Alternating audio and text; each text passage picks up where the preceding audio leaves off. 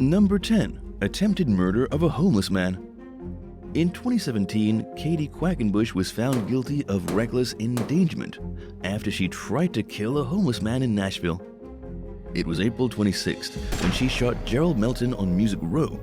Katie got into an argument with the man over the exhaust fumes and the loud music pouring out from her Porsche SUV. Gerald had been trying to sleep on the sidewalk at about 3 o'clock in the morning when the fumes and music woke him up. They got into an argument. Katie asked the homeless man if he wanted to die, and as he turned to walk away from the confrontation, she pulled a gun from her purse and shot him.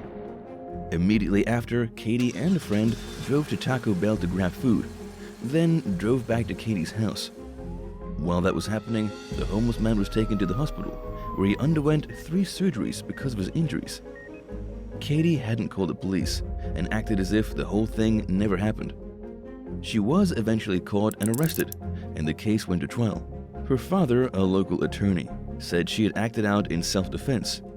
He argued that the homeless man threatened to kill her if she didn't turn down her music, and that she fired a warning shot, not trying to actually hit him. That's when the homeless man supposedly rushed at her, and she shot him again. But the jury didn't buy the story, and she was found guilty. Katie has yet to be sentenced, but she could be looking at 12 years in jail. Number 9. Death in the family. Danielle Redlick told the police that while hiding in the bathroom of her home on January 11, 2019, her husband, Michael Redlick, killed himself with a knife. The couple had been in the middle of an argument, and when she went to hide, he finished the fight by plunging the knife into his own body. When she testified in court 3 years later, she admitted that it had actually been her that stabbed him. She said that she did it to defend herself. But this case is even stranger than it seems.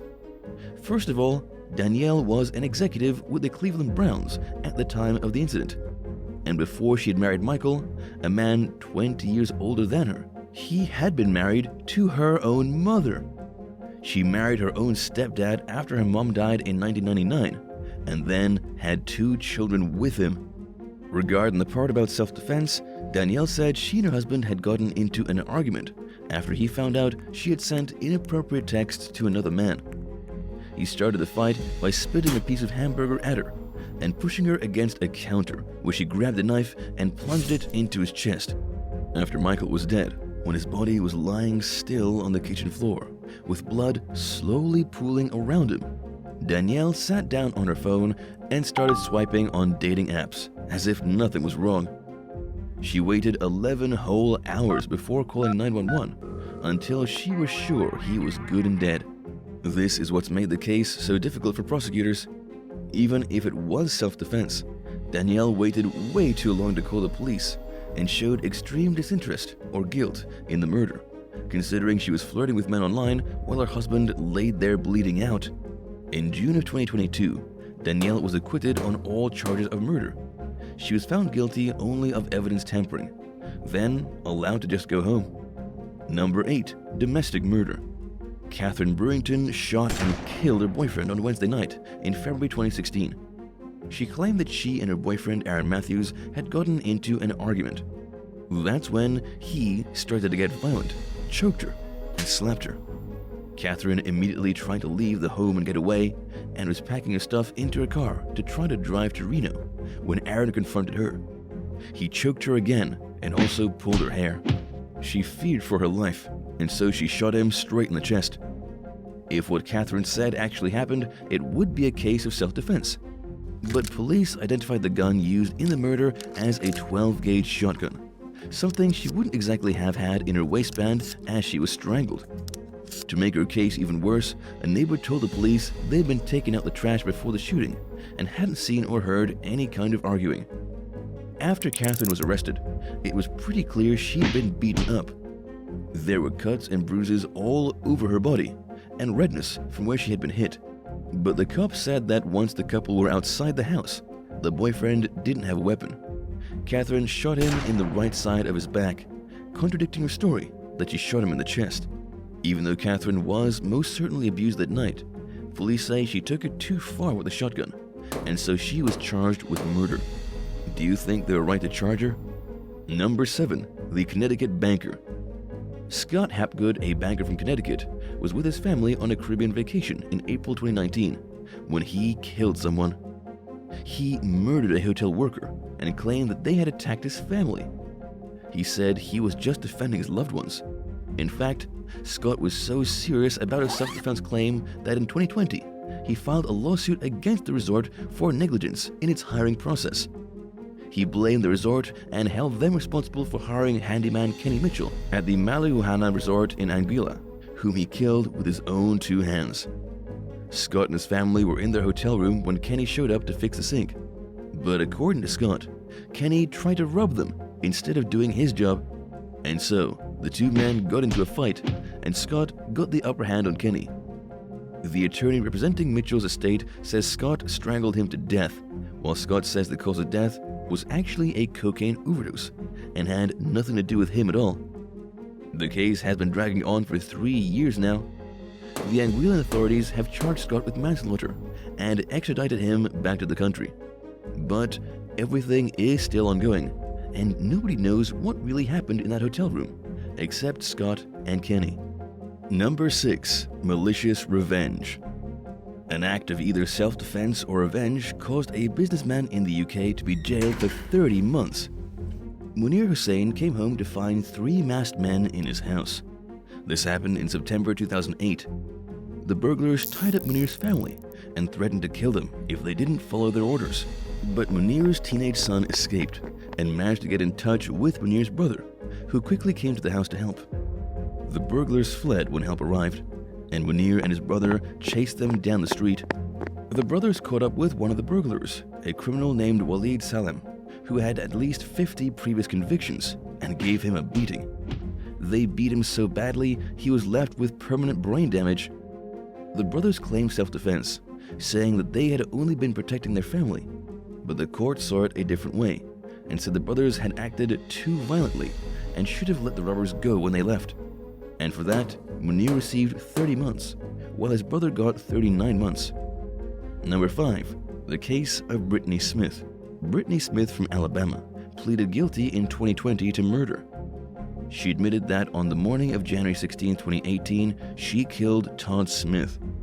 It all went down in her own home. Keep in mind here that the last names Smith and Smith are just a coincidence. There's no relation. The truth is, according to Brittany, hours before the killing, Todd had abused and strangled her.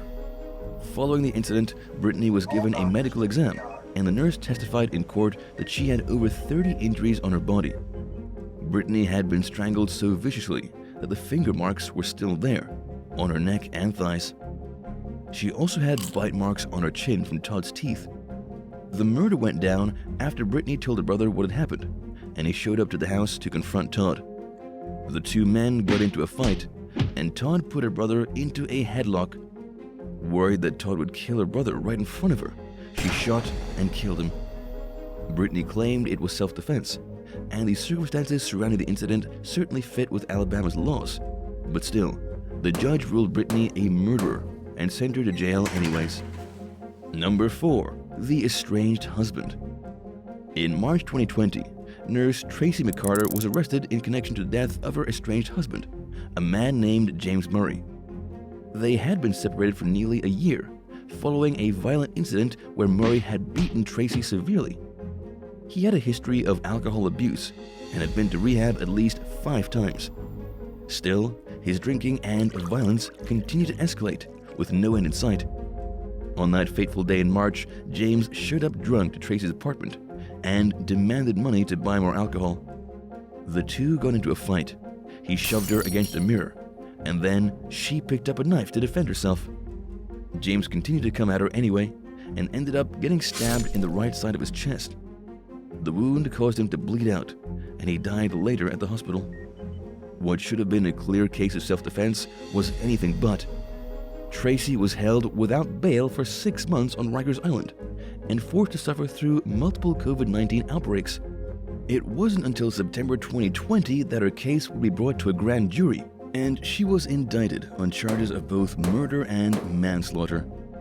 2 days later, she was released, but still forced to stay home with an electronic bracelet. Fast forward to 2022. District Attorney Alvin Bragg will not let the case drop and is trying their hardest to get a second-degree murder conviction against Tracy. The case is still ongoing, but what are your thoughts? Number 3. Ohio Mall Shooter. In 2022, a man in Ohio called 911 after he shot someone in a shopping mall and claimed it was self-defense. His name is Tyrone Gray Jr., and he's 24 years old. He got into a fight with Donataria Sylvester in the Soul Stop at Tuttle Crossing, Columbus. Sylvester hit Gray with a handbag, so Gray took a gun out and shot off multiple rounds. Sylvester was struck and ended up dying soon after. When Gray called 911, he told them he acted in self-defense.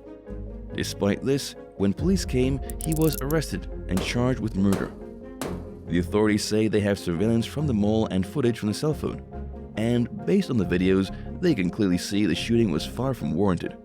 The other man hadn't pulled a gun, and the store had nearly 20 other people in it that could have been hit by stray bullets. Tyrone Gray appeared at the Franklin County Municipal Court, was given a bond of $50,000, and is looking at a potential life sentence for murder. Number 2. Killing the neighbor. On January 25, 2017, Ann Weed's dog ran into her neighbor's yard. Her neighbor, Hector Campos, then walked up the driveway to his property line and shot Ann dead. She had only gone into his lawn for maybe 30 seconds to grab her dog, but was already past the property line, so Hector gunned her down anyway. A neighbor saw what happened and ran to try and save Ann. He also pulled a gun on Hector and told him not to move a muscle. When questioned by the police, Hector said he was afraid Ann, who was wearing a neck brace and was of no apparent danger to anyone, was going to attack and kill him with her dog, a dog which has cancer and was practically blind. Hector Campos posted a bond of $50,000 and was allowed to go back home almost immediately after he killed his neighbor in cold blood. This was despite the fact that police learned that there had been past fights between the two neighbors. Hector had been angry at Ann because she helped his wife escape from him and their abusive relationship. He had held a grudge against her ever since and had an extremely obvious motive for murder. All these years later, as of June 2022, he still hasn't been convicted on any charges, and he's been out on bond almost the whole time since the killing. He was slapped with a $70 million wrongful death suit, but is yet to be convicted of any sort of crime. Number 1. Shooting at a cookout. Orenthal Jermaine Carroll killed a man on April 18, 2018. It happened during a cookout in Newnan, Georgia. According to the information from the trial, Carroll had gotten into an argument with a man named Adrian Sheffield. This disagreement stemmed from an incident that happened several weeks before. Carroll told the cops that Adrian had attacked him, but he didn't know why. When the two showed up at the same cookout, things quickly got tense. It wasn't long until they started arguing, and then things got physical. During the fight, Adrian was shot 3 times. When asked what happened, Carroll said he wrestled a gun out of Adrian's hands, and that it was actually Adrian trying to shoot him. But this claim of self-defense was totally blown out of the water by the medical examiner, Dr. Keith Lemon, from the Georgia Bureau of Investigation. They revealed that one shot hit Adrian at the back of his head, another entered through his right shoulder, and a third went into his forearm. This was totally contrary to what Carroll said happened, and he suggested he had actually opened fire at the cookout from behind, taking Adrian totally by surprise and leaving him completely defenseless. When this went to court, it took a jury less than 8 hours to find Carroll 100% guilty of murder. Not only murder, but malicious murder. He was given life in prison plus 15 years, with no possibility of parole. Thanks for watching. Would you rather get caught in a shootout at the mall or at a cookout? At least there's free food at the cookout. Let us know your thoughts in the comments.